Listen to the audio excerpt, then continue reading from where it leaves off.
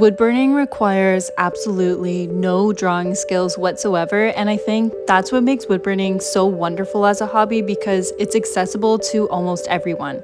Everyone has access to the positive benefits that pyrography can offer to your well-being, like relaxation and creativity, because woodburning is easy once you learn the fundamental skill of creating a woodburning pattern and transferring it to wood.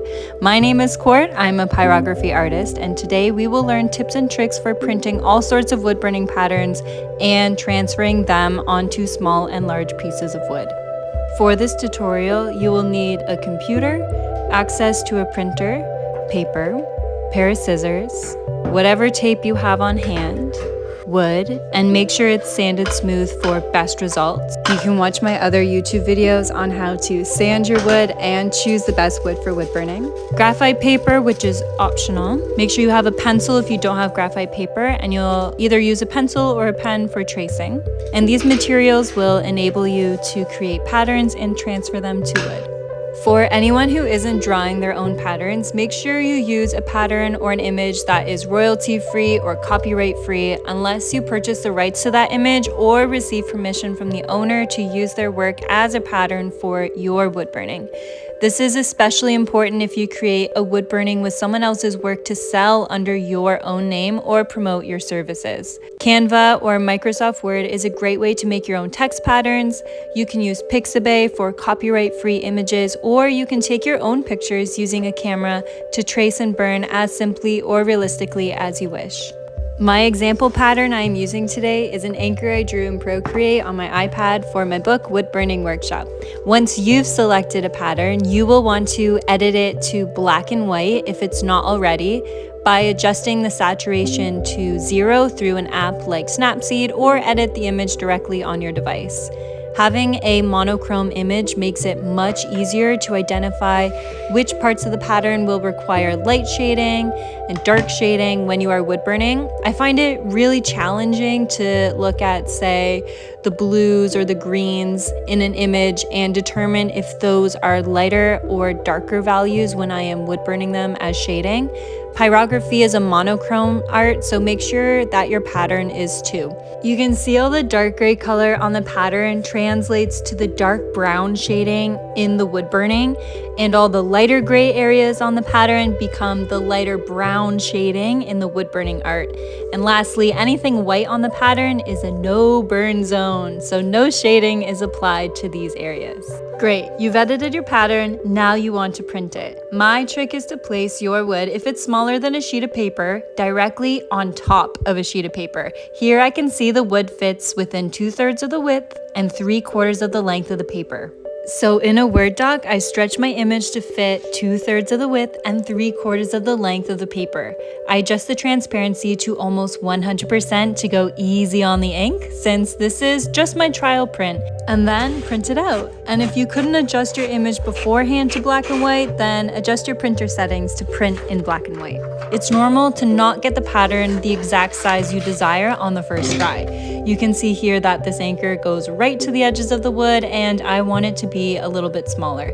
So I'll adjust the size in the Word doc and print it out again. Once the pattern fits perfectly, I adjust the transparency back to 0% and print it out. When it comes to cutting out your patterns, leave some space between the pattern and the edge of the paper. Keep that space a consistent distance around the pattern so it makes centering your pattern on your wood easy to eyeball. Cutting a general shape around the pattern will do, and it will save you a lot of time.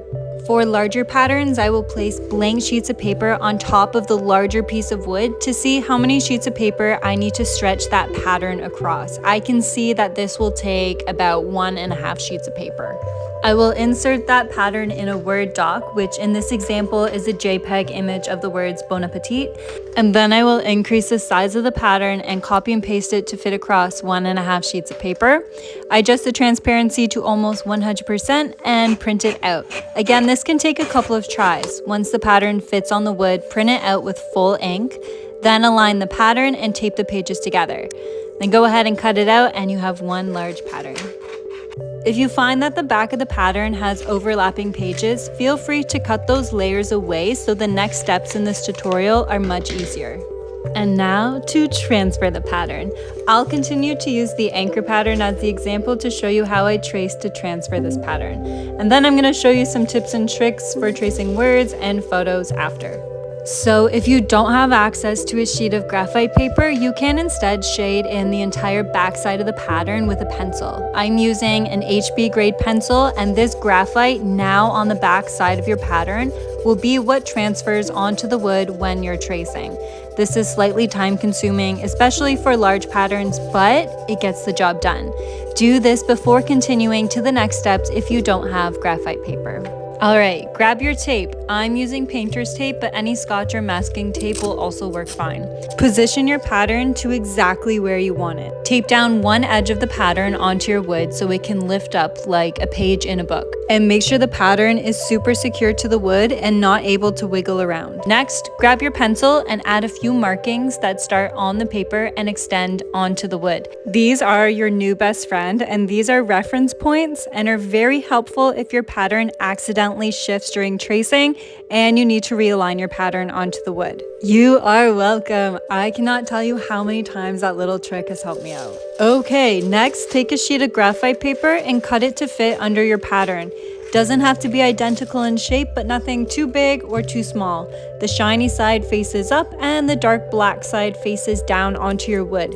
The black side contains the graphite, which will transfer onto the wood with pressure when tracing.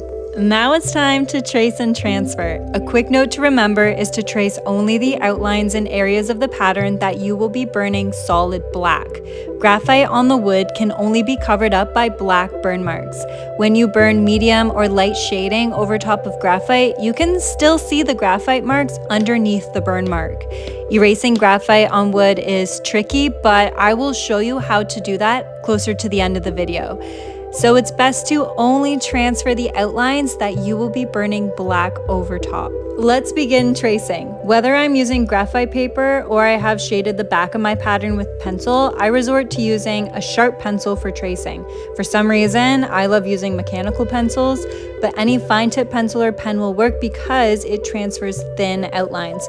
I can see exactly where I've traced on the paper, so I don't miss any outlines. And I trace all the outlines. These are all the black lines in the pattern.